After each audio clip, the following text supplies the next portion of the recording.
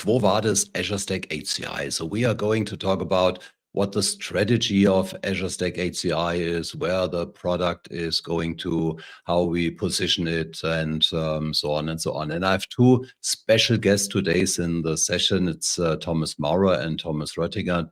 Both are colleagues of mine. And a little bit later in the show, they will introduce themselves. And if you have any questions, so don't hesitate, put the questions into the chat and we try to answer immediately. But before I take them into the show, I want to share a background. Azure Stack HCI is a topic I care about for around about 2 years. And whenever I presented Azure Stack HCI to customers and partners, one of the topics was the positioning of Azure Stack HCI versus our server operating system, Windows Server. And in a nutshell, I told our partners and customers that Azure Stack HCI is the perfect operating system for the host. So whenever you are looking for innovation about Hyper-V, about storage spaces direct and software-defined network, in future you will find it in Azure Stack HCI. And Windows Server will be the best possible guest operating system. So there are all the innovations about performance, about security, and so on. But these are the two products, so host and guest. And 2 weeks ago or 3 weeks ago, there was the Ignite, and we had a lot of announcements about Azure Stack HCI, and this is what we will talk about today. But in addition to that, we had announcements about Windows Server's next version. And it was a surprise for me that a lot of functionalities I expected only to see in Azure Stack HCI will now come to Windows Server again. So things like stretch cluster or GPU pooling partitioning and other functionalities. For example, the hot patching. Hot patching is a part of the Windows Server Azure edition. So it's patching without downtime. And the Azure edition of Windows Server is only running on Windows, on Azure and on Azure Stack HCI. And SMB over Quick, for example, is another feature only available in the Azure edition of Windows Server. So only available outside of Azure on Azure Stack HCI. And those functionalities are now coming to the next version of Windows Server. So I wonder if all those USPs are going to Windows Server, what is left for Azure Stack HCI? So that's why we're asking Quo Vadis Azure Stack HCI, and this is the moment when I would like to introduce my colleagues. It's Thomas Maurer and Thomas Röttinger. So hello, Thomas. Hello, Thomas.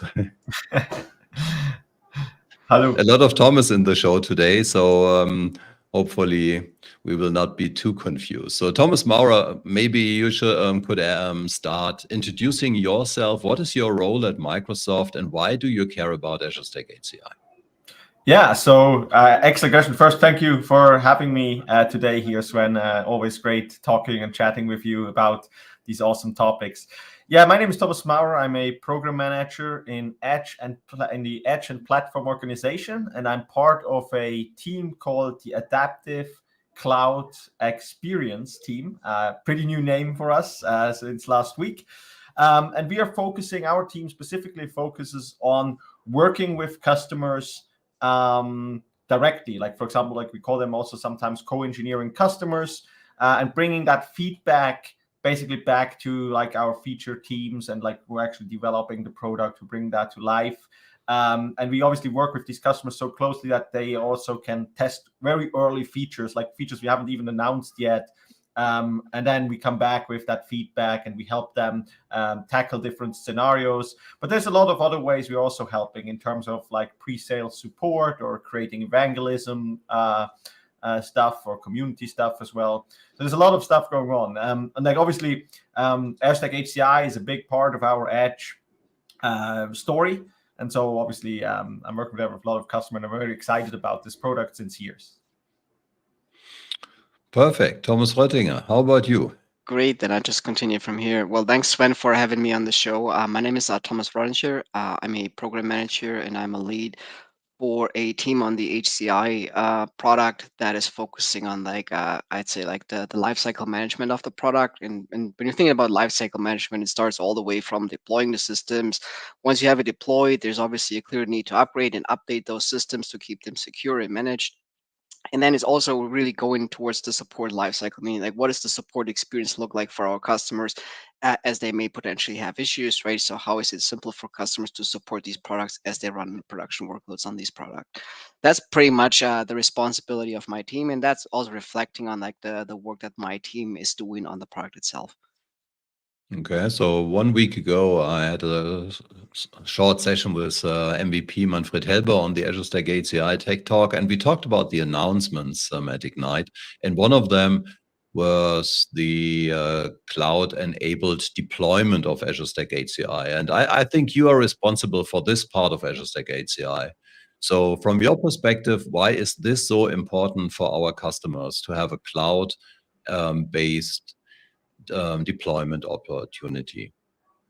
Thanks, Glenn. Now, that's a great question, right? So as we look into the market and look into like how our customers are using the product, right? So there's a clear pattern that we're seeing of how the product is used. And that pattern really boils down to like many small clusters, many sites, and deploying and managing the product at scale, right? And when you're thinking in the context of like at scale and what does it take? And we had a customer examples that are running like 600, 800, or at that scale, right? Like what are the challenges when you're running at scale, right? And this really thinks of like I need to have skilled people that I send to all my locations that deploy these clusters, right, and manage them as you go.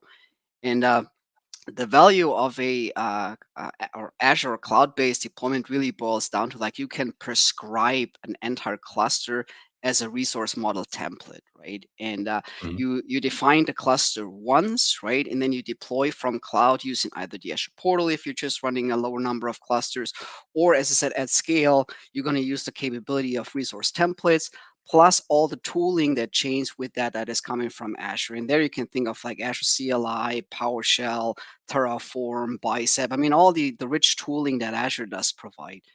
And then really as you roll out these clusters, it's really more than just the cluster, right? Because beyond the cluster, you obviously have a set of workloads deployed on those clusters. Those range from virtual machines to AKS, for example. And the power there is that you can not only describe that cluster, but as you can define effectively an entire logical site in a resource model template, right? And then based on a one click to simplify it, you deploy an entire site, meaning like, for example, a 2-node cluster plus 5 VMs with your LOB application, plus a container application that may have host a modern application. And a couple of hours later, you have an entire site deployed and ready to go for production. That's really the value and the power of using Azure's resource model and combine that by using the traditional failover clustering and bring that all together.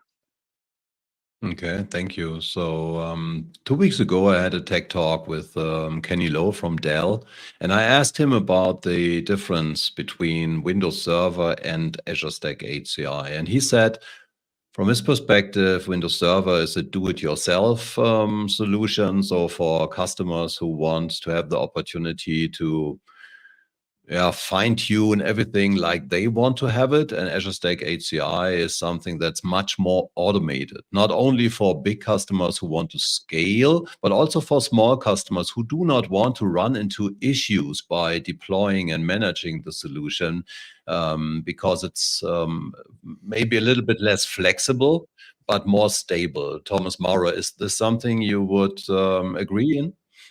Yeah, absolutely. I mean, think about this, like, and customers have done this before, right? Think about your retail store or something, and you have like, again, like these 500 or 700 locations, maybe thousands of locations, right?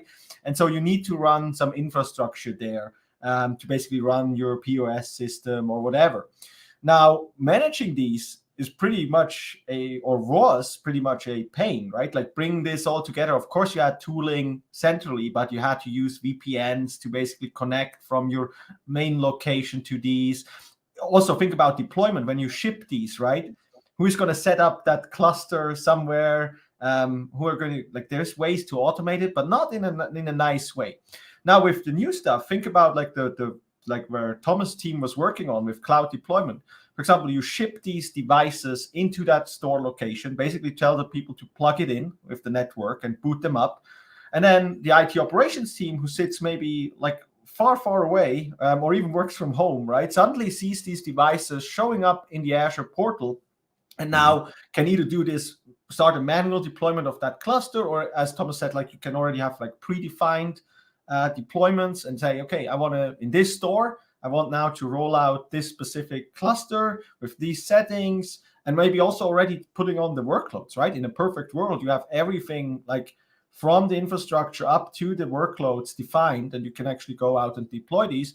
And then the same thing happens then for not just for the deployment, but then think about how do I manage these sites like all the time, right? So if it's pretty tough like it was before. Also think about like if you use other products in the market from other vendors, if you need to go and patch these, you have different toolings, you have like different layers, right? So you have, for example, the operating system layer on the hosts, you have like probably run a Kubernetes distribution on top of that. You have to update firmwares and drivers and all that adds up, and you probably again use different tooling for all these things, right? Now, what we introduced with 23H2 and Azure Stack HCI and the Lifecycle Manager, basically this becomes like a one-time upgrade process, right? Where you can actually see all these different types, and you have like one tool to basically patch all these different layers. And then that's pretty powerful. At least for the customers I'm working with, they are very excited about this. Sounds interesting. So at the beginning of Azure Stack HCI, when customers ask me about does it has to be connected to Azure, we usually said yes every 30 days because we have to invoice you and we have to know how much Azure Stack HCI you consume. But you can run it as a kind of disconnected solution, and you bring some additional benefits to your on-premises data center, like extended security updates. These are included in Azure Stack HCI. So if you want to have them, go for it. You have to activate the Azure benefits on Azure Stack HCI, and then you can use it. If you want to use Windows Server in the Azure edition, you are able to use it, but you do not have to be connected with Azure. But now it looks like Azure Stack HCI should be a more or less always connected solution. Do you think this is some Azure Stack HCI continues to be a solution for customers who do not trust in Azure so much or do not want to bring data to Azure because of any reason?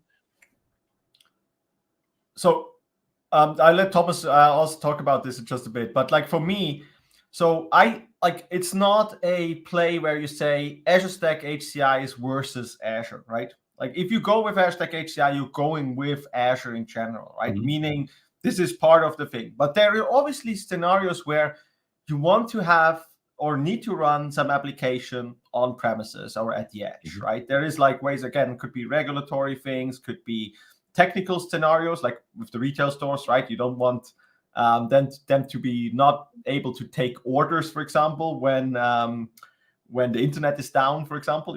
So they want to have something there.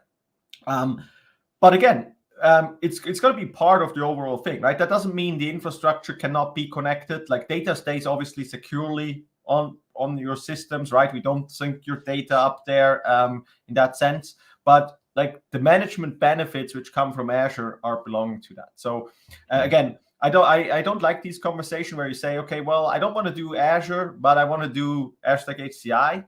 I see it like you do Azure, but you want to have it on a specific location, right? So kind of like that's where I see this going. We also had some great talk about this adaptive cloud approach. There's a great blog post out there explaining a little bit what we mean by that, right? And I think that is something which I want to encourage everyone to actually read and go through. Yeah. Anything to add, Thomas? Yeah, maybe just to add, right? I mean, just building on top of what Thomas said, right? I think that it's really in order to take full advantage of all the capabilities, it's not a one or the other, right? It's like it's also kind of like the Azure brings the power really of like those Azure capabilities really make it up it's HCI is an Azure solution, right? Let's start by that, right? And to take full advantage of all the capabilities, right? It's obviously you're using Azure, right? And it doesn't matter if you're talking things like monitoring using insights, you're doing things like policy for compliancy management, right? While all these things work while the system is connected, the system can also obviously keep applying those settings and be in a state where it's not actively talking to the cloud. And there are a lot of viable scenarios. Just think about, like, for example, we have customers that put HCI on a boat, for example, right? So that boat is on the ocean for a certain amount of days, right? And it's not that there's no connectivity, there's probably limited or bad connectivity, right? But there is still some connectivity, right? So the product fundamentally doesn't change to what you said earlier, Sven, that it still needs to connect every 30 days to get a ping back for billing invoicing, right? But to take full advantage of the product as it is designed, this is where you're just using it with Azure because it's designed as an Azure service. Yeah, that makes a lot of sense. So I think customers who have issues with the public cloud might not be very happy with Azure Stack HCI, but if you are a customer who wants to run a hybrid solution, then of course Azure Stack HCI is the best possible choice for you. And you mentioned we are not talking any longer about hybrid only, but about the adaptive cloud. So what is this adaptive cloud? What is the difference to the hybrid cloud? Well, it's kind of like, it's not, I would say, a difference. It's like hybrid is part of the adaptive cloud, right? So it's when we talk about hybrid, you usually think about like something which runs on premises and we connect this with the public cloud and so on. And then obviously we have multi-cloud and all these different types of things. And now, in an easy way talking about this, and again, I do simplify this a little bit. If you choose, for example, a cloud provider like Azure, we see, okay, there's many different needs, right? There's Azure, you can use the Azure service in the public cloud. This is great. But then you also have things you want to run on premises, at the edge, at other cloud providers. And that is where we say, okay, Azure does span across all this, right? It adapts to all these different, you see what I did there, right? It adapts to all these different types of scenarios. And that is what the adaptive cloud approach means. Like, we want to help these customers who want to go with Azure, like depending on what scenarios they have, to basically have a solution for this, right? And by the way, it's also interesting when we talk about these disconnected things where people have concerns, not in a technology way, right? They're always there are always scenarios where, okay, we have zero connectivity. It's just technically impossible. That is a valid scenario. But there's always also these customers who think about, like, public cloud has a kind of like, it's challenging for security, right? Which is actually funny. So I have tons of conversations with people about this, and then we start to work on this, and we explain them what we can actually do in the public cloud in terms of security. And now with Azure Arc and Azure Stack HCI, we bring parts of these security solutions also down to like on-premise solution. And it turns often out that this makes the edge and the on-premise solution even more secure by connecting it, right? And there's a lot of things you just can't do by yourself. Like, just companies are just in a lot of cases are way too small. You don't have the cybersecurity experts like you need, right? And so the public cloud, if it's Azure or not a solution, can really bring this down and help you with that. So these conversations are usually take a while, like, to basically educate and talk about these things, and also for us to learn about these different scenarios. But then, like, at one point we realize, hey, that's actually a good fit, and it makes it even better, right? So so these are the conversations we're having there, or I at least. Yeah. So talking about Azure Stack HCI means talking about Azure Arc as well. Unfortunately, not a lot of people know Azure Arc so far, and that's why I think it's super important to explain the strategy behind Azure Arc, because one of the most relevant pains our customers have is to manage their hybrid infrastructure. So the edge, the data center, the multi-cloud, and so on. And Azure Arc helps a lot with the Azure Arc enabled servers and Azure Arc enabled infrastructure, and Azure Stack HCI is part of this Azure Arc enabled infrastructure. But on the other side, we have the Azure Arc enabled services. So these are services coming from Azure to the on-premises through the Azure Arc enabled services opportunity. So from your perspective, what is one of the most interesting services customers can consume hybrid through the Arc-enabled services? Maybe I just start quickly and then I let Thomas build on that, right? I think Thomas already alluded with the adaptive cloud. I think the way I would describe it is like we meet customers where they are, and that really means to me effectively like it doesn't matter if it's a physical server, if it's a virtual machine running on a Microsoft hypervisor, or if it's a VM that is running on a or on a competitor's cloud offering, right? So we meet you where you are, right? And the power of Arc effectively means like you have a common model, operational model that you can apply across all these servers, regardless where they run in what form and shape they run. That's how I would describe it. And to answer your questions, when powerful services that Azure offers or Arc services that are offered there, for example, to me are things like Azure Policy and managing compliances of these servers, right? Really driving common update models across these servers, making sure that these servers are all securely managed, you're all running the latest updates across your fleet, regardless where they run. To me, that's one of the most powerful capabilities that Arc provides, just from a pure server management perspective. Mm-hmm. Yeah, so yeah, absolutely. So I agree completely here, obviously. And yeah, so Arc to me, I think like for those who haven't really like or know what Arc is right now, and Sven, you did a great job explaining it. From a technical sense, I look at it that like when I spoke to customers when Arc came out, I realized that they were actually happy like how they can manage their Azure resources at scale, right? We have this great thing called Azure Resource Manager. We have these management tools. We have these services, all great. Now, what they said is like, okay, we also have stuff on premises, which we manage with different tools, and probably some of them are very old. Then we have other cloud providers. We have these edge locations, and we end up using super different tooling to manage this and different services to consume. And so that is where we felt like the Arc team thought, hey, wouldn't it be great if we could just pull all that information into the Azure Resource Manager model, basically, and treat those resources like they were Azure resources, even though they're running outside of our Azure data centers, right? So that is kind of like Arc really is the glue between, or the bridge between resources running outside of Azure and the Azure control plane. And then this obviously then adds a lot of possibilities to it. Now, to go to your question, there's obviously a ton of like different services. If you look at from, and it also defines a little bit what do you define as service, right? So I like obviously the Defender part. I like Microsoft Defender as a cloud service, and it comes down and helps also outside of Azure. If you define Kubernetes as a service, if you define AKS, the AKS hybrid as a service, that is a pretty cool thing to actually run that at the edge, right? Or in your own data center, wherever you need your Kubernetes to run. And then obviously like things like on the data side, SQL managed instance, for example, is a great service. A lot of people like Azure SQL. And then now they can also consume that outside of the Azure data centers, right? Mm-hmm. You talked about resources. So I'm thinking about the Azure Arc Resource Bridge.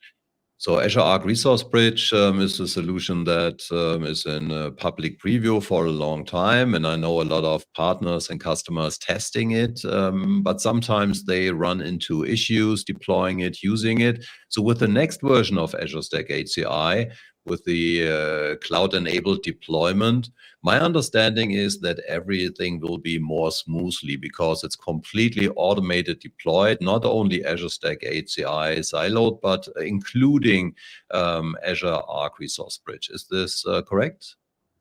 That's correct, Sven. So what we literally done, right, is it's just if you're doing a step back from the resource bridge, right, and think about like what are the components that really make up a 23H2 deployment? It's an operating system, it's the lifecycle manager, and it's the Azure Resource Bridge that enables Arc Mesh VMs and AKS at the edge, right? That's really the value that we were thinking about. Like these are the components, and as you mentioned, what we've done with the new deployment is that everything is just glued together, and it's simplified. So you're providing input parameters once for the deployment, and then it deploys everything up front for you right away.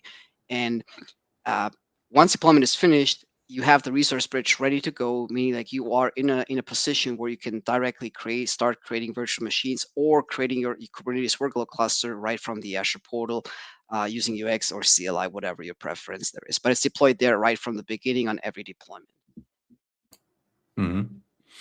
Yeah, customers are very happy about this, by the way. Like the customers I'm working with this, and the team has done a fantastic job bringing this all together. Really excited because it takes away a lot of the responsibilities from you, right? Makes it so much easier. Okay, some weeks ago we announced the GA of Azure Update Manager. So I think this is an important part of Azure Stack HCI as well. And I learned that the Update Manager is for free for VMs running on Azure Stack HCI. So this is another benefit for Azure Stack HCI, isn't it? Oh, absolutely. Like, yeah. So Azure Update Manager, I think the new one we introduced, right, with a couple of new features. Obviously free for Azure VMs, and for because we treat Azure Stack HCI as Azure, because it is Azure. There's also free on Azure Stack HCI, exactly. And so this is absolutely great. A good benefit if you run your workloads on Azure Stack HCI. And again, this is not the only benefit you get with Azure Stack HCI, right? Because Azure Stack HCI is part of Azure. A lot of, for example, the Azure hybrid benefits you have, you also get them on Azure Stack HCI. And if a customer is interested in Azure Stack HCI and wants to migrate their solution to Azure Stack HCI, so what solutions do we offer to help them migrate? Is there any kind of automated solution? Do we have something? Is there something planned for the future to make it easier? So I think for VMs running, for example, on Windows Server Hyper-V, for example, if you have that currently, we have now that integrated into Azure Migrate. So you can basically use Azure Migrate as if you would migrate to Azure. You just move on premises to another Azure Stack HCI location, for example. There's also a lot of feedback, obviously, in supporting other hypervisors as well. We also work greatly, by the way, with third-party tools. So there's some great vendors out there which help us do migrations at large scale and very, very performant tooling. So that is also available to do these migrations as well. Yeah, in order to not spoil it too much there, right? I mean, obviously the overall industry is currently in a little bit of shape when it comes to VMs, right? Given the recent industry changes that happen, not going too deep into the weeds there, but effectively the team is also very busy on enabling a VMware-based migration, and we should hear some news there as well very soon. Okay. So we talked about updating. How about upgrading? So when we will have the next version of Azure Stack HCI early next year, will there be an upgrade path for customers using 22H2?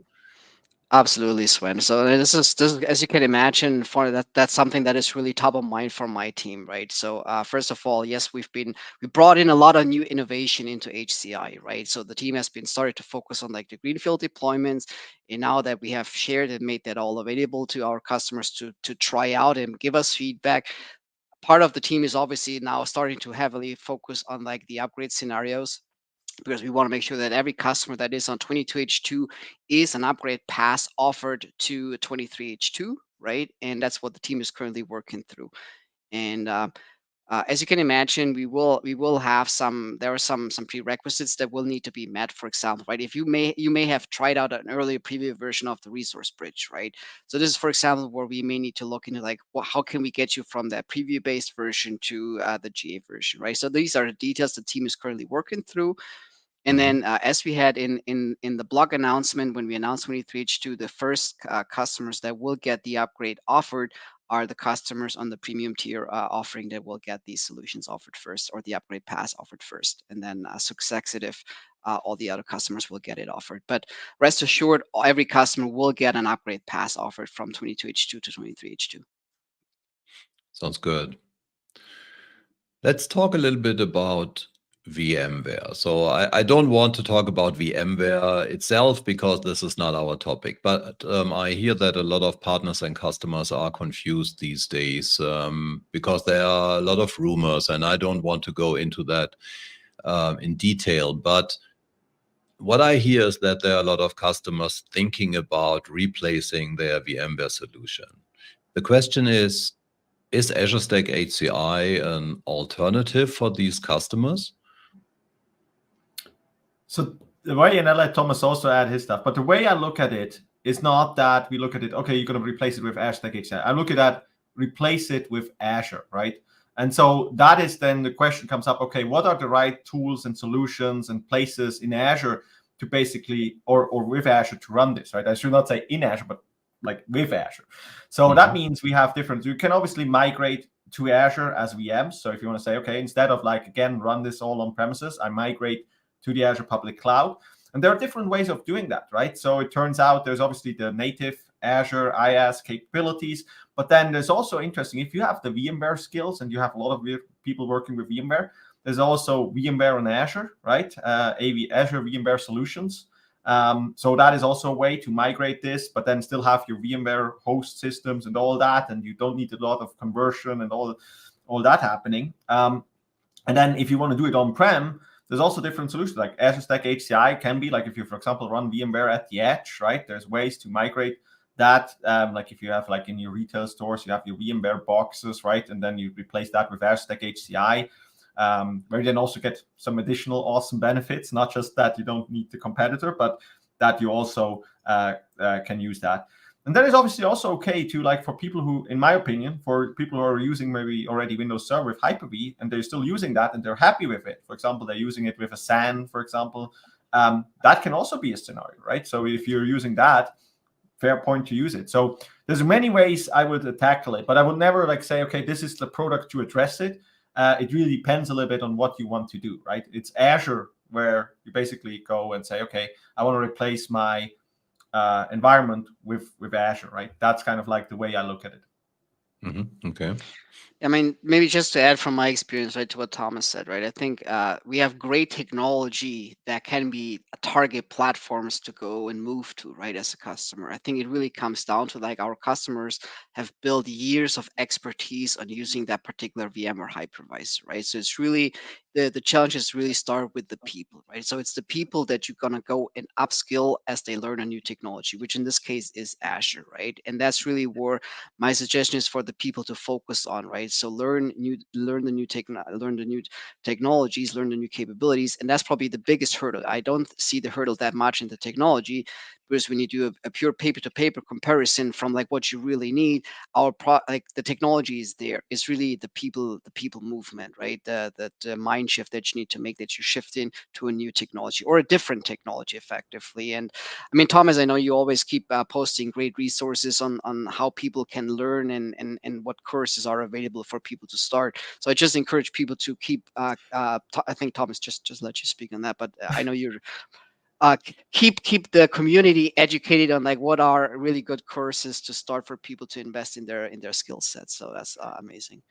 No, I think why I needed to, like, because you raised an absolute great point, right? I think that is like something, question I get a lot is now, okay, or do I need to learn another hypervisor or things like that? I would say, as you said, learn Azure, right? Like learn how Azure works, learn how Azure Resource Manager works, learn like, for example, role-based access control works, all these different things, because they're going to benefit you in the long run, right? Not just if you use Azure Stack HCI or this service, basically for all the services. If you understand how Azure works, that is going to be the big benefit for you, right? And then everything else is a service basically running in Azure, and obviously there are things to learn about these services and understand them, how they work and when to use them.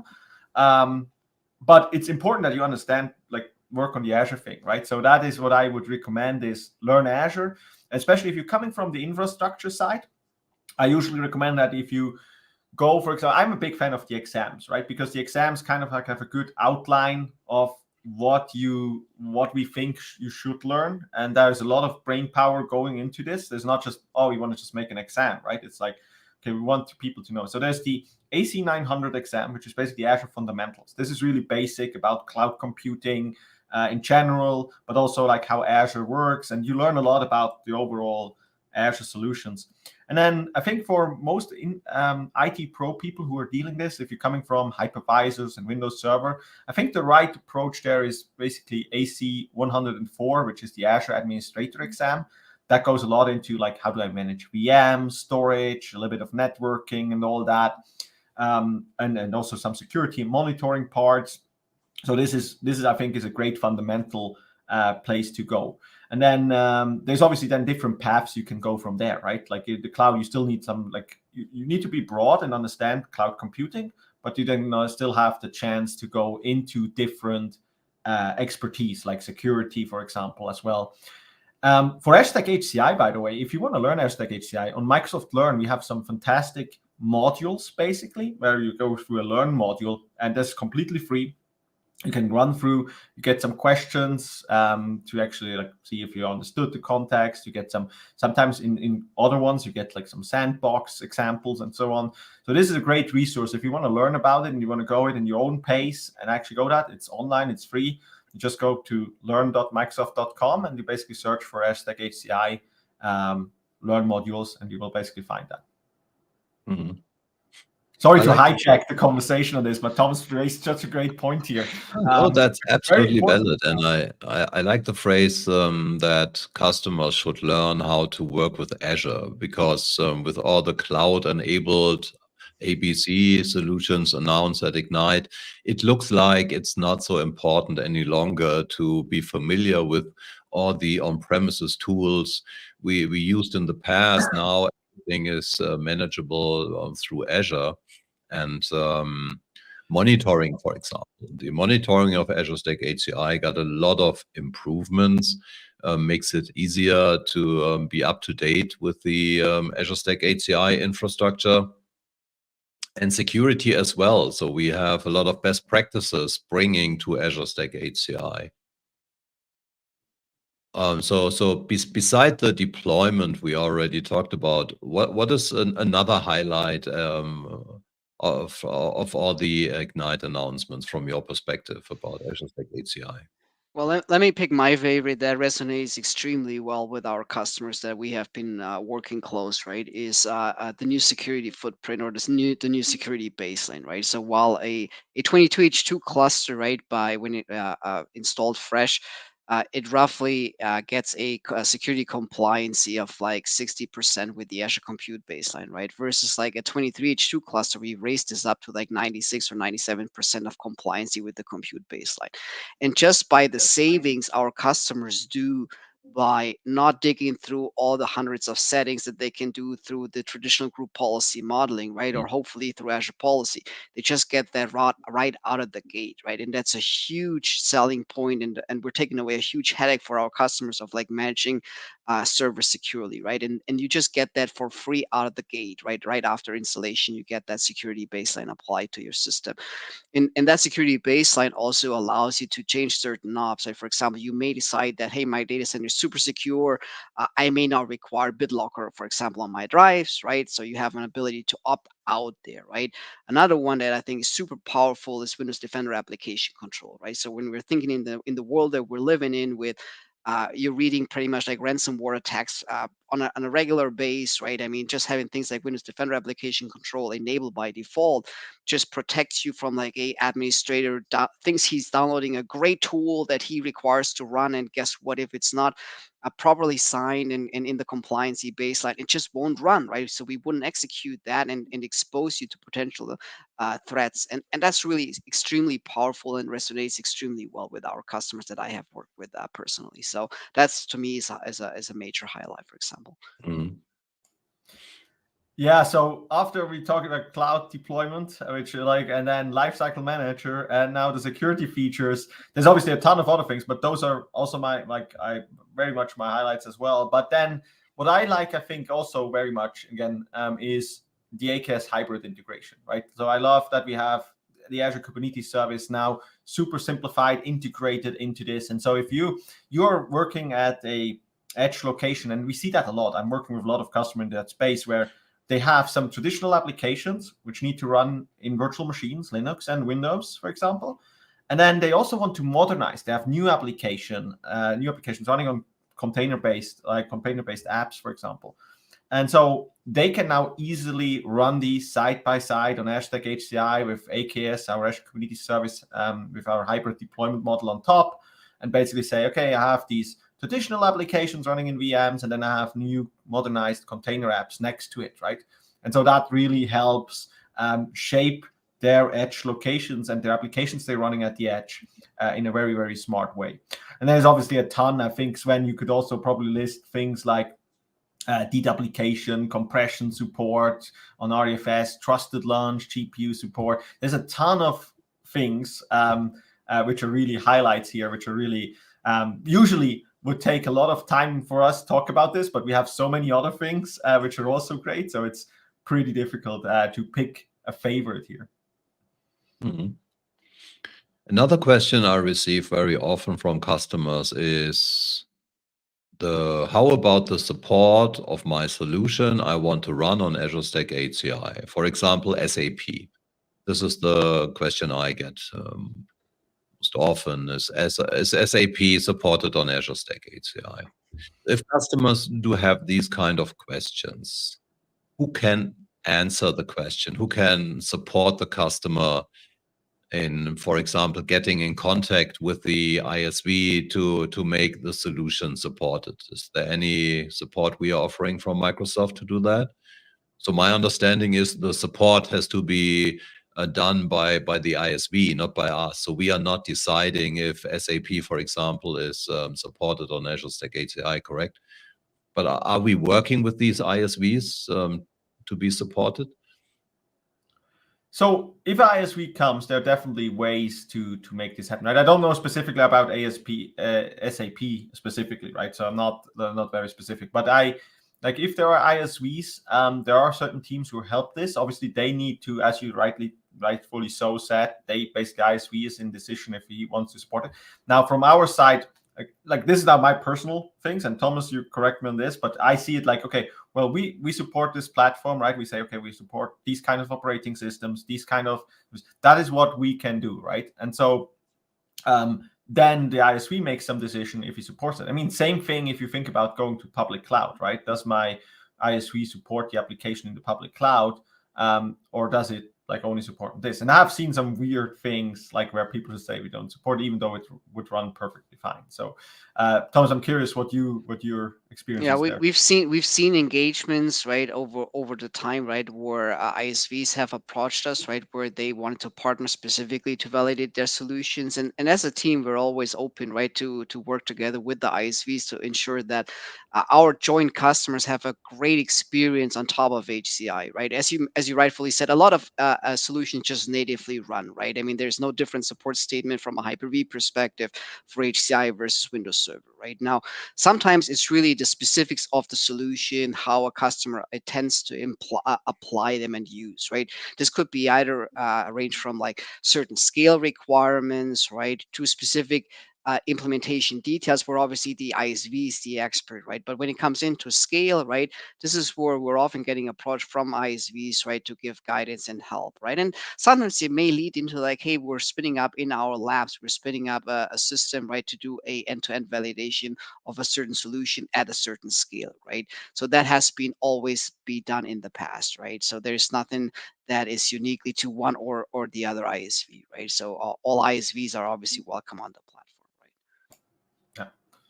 Yeah, think about it. If you, for example, if you just go back to the traditional virtualization days, right? There's also many often like you had like you upgraded from one version of the hypervisor to the next one. Like, I don't think many people ask the question there: is my application now running in this VM, running on top of that hypervisor, also supported now or not? Right? There is some cases, I agree, but most of the time you upgrade hypervisor and you said like the application is supported on top of the operating system inside the VM, so the guest OS, right? And then that's the fine part, right? But again, it depends. And again, we're working obviously with ISVs if they're interested in specifically certifying it for Azure Stack HCI, or at least validating, to be very correct here. So there's different ways here. But again, the question is really, did you do that before as well, right? So if you didn't, So partners and customers should work with their ISV, find a solution, and we are supporting if the ISV is reaching out to us, but it's something the ISV has to deliver. Perfect, exactly. So last topic from my perspective today is the licensing, the pricing of Azure Stack HCI and related services. So we already talked about the Azure Update Manager that's for free on Azure Stack HCI. There are some more things that are for free on Azure Stack HCI, like the extended security updates for Windows Server 2012 R2 and so on. But the pricing for Azure Stack HCI itself is $10 per physical month per core. This is the usual pricing, but we have some benefits for existing customers with data center licenses plus software assurance. I think that's a super interesting offering from Microsoft to bring these Azure hybrid benefits to Azure Stack HCI. So Thomas, could you explain what the hybrid benefits are? I think so. First of all, I think you are the expert on this. So the Azure Hybrid Benefits is usually something where you have already on-premises licenses, let's say Windows Server, SQL Server, and so on. And if you move these things, or if you want to use these licenses and you also run Azure, you can get some certain benefits, right? You get the license, you can move the license there. Or get some additional things, and we can talk about this, like for example, extended security updates as well, right? So since again, Azure Stack HCI is part of Azure, it also has a lot of these hybrid benefits as well. So you can also again use some of these licenses, and then also, for example, if you think about extended security updates, that's one of the most or lot, like not most interesting, but like very interesting parts when I talk to Windows Server customer is that obviously if they move Windows Server 2012 or 2012 R2 now to Azure, they can basically get extended security updates for free, right? And again, since Azure Stack HCI is part of that story as well, you also get these extended security updates for free as well there. And then some licensing benefits. Again, you said, I think you mentioned that if you have Windows Server data center licenses, for example, you can leverage that for, with software assurance, you can leverage that to basically get Azure Stack HCI for free. And you can even get AKS on top for free as well. And there are certain, obviously, things you need to figure out, like in terms of what licenses do I have to have. But so it's a very interesting combination now, what I just said, in things like you get HCI for free, plus you get extended security updates on free, and you can combine these two things. So some customers are really excited about this as well. Yeah, and you are allowed to use your Windows Server on premises on your Azure Stack HCI and on Azure additionally. And this is something I think that's super interesting, exactly for these customers who want to go hybrid, who want to use their Windows Server instances on premises and in the cloud. So for example, if you have a 3-node cluster with in total 72 cores, and you have data center plus software assurance for these 72 cores, you can run unlimited Windows Server instances on your licensed on premises Azure Stack HCI cluster, plus you can run up to 9 instances with 8 cores in Azure with Windows Server, but you do not pay for the Windows Server part. And this is then a huge cost you're saving. And I like that offering very much. I think this is something all our customers should think about, how to bring the best out of their hybrid solution with the Azure hybrid benefit, only from the cost perspective. Yep, I think that's absolutely fair point, and I see a lot of customers not knowing about this, right? So if you're watching this, make sure you check out all the things you can actually do with the Azure hybrid benefits. It will help you a lot. That's especially interesting, obviously, for existing Microsoft customers with Windows Server and also like SQL licenses and stuff like that. But what is also, by the way, interesting in licensing terms, if you are not a Windows Server customer, but you have this like one VM which needs to run on Azure Stack HCI, who needs to run Windows Server, right? And let's say the rest is Linux-based operating systems.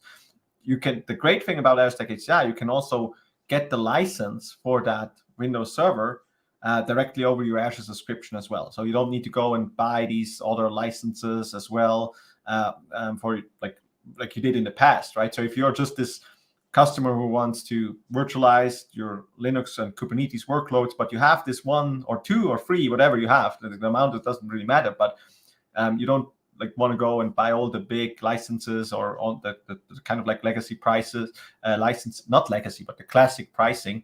You want to basically more be in a subscription model, right? Where you basically say, okay, I need that server maybe also for just for a short term in time.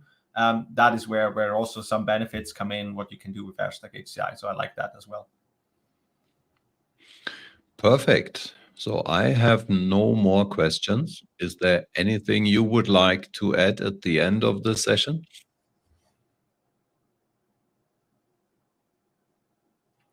Yeah, so obviously we are very excited about Azure Stack HCI 23H2 and what we announced at Ignite. I highly recommend that if you haven't, check out all the blog posts, watch the sessions we had around not just Azure Stack HCI, but Azure Arc, the adaptive cloud approach, and so on from Microsoft Ignite, all the latest announcements. And then obviously the big thing is like go and try it out. Because you can try it out today. You can actually go to the Azure portal, for example, and then just go to Azure Stack HCI in the Arc plate, and you basically get a link to documentation as well as like how you actually deploy the cluster. So try it out. Thomas, some last words from you? No, as Thomas said, right, I encourage you, if you are already using HCI or you're envisioning to use to plan or want to try it out, right, just everything is there. Just go and try it out. There's always ways for us to provide feedback, right? We're here. Obviously, we're listening. We're curious to hear your feedback. How you're doing, right? And where we need to improve going forward. That's all super valuable feedback for us. And as I said, we're listening, right? So let the feedback come to us. Yeah. Perfect. Sometimes I think people underestimate how much we are listening and actually the feedback goes into the product. I can really tell you from the experience I have working now in this team for like, I think almost 2 years now. It's incredible. Like it's like a lot of basically almost everything we do is based on customer feedback, right? What do customers want? And so, yeah, I encourage everyone, as Thomas said, it's absolutely great to give your feedback, tell us what we need to improve, and also tell us what is working great, right? Because sometimes it's also good to know what should we change. Yeah. Perfect. So thanks a lot, Thomas, and thanks a lot to all of you watching this show. See you soon on Azure Stack HCI Tech Talk, and Thomas, see you soon in any other session or whatever event we will meet at. Thanks a lot. Bye-bye. Thank you. Bye-bye.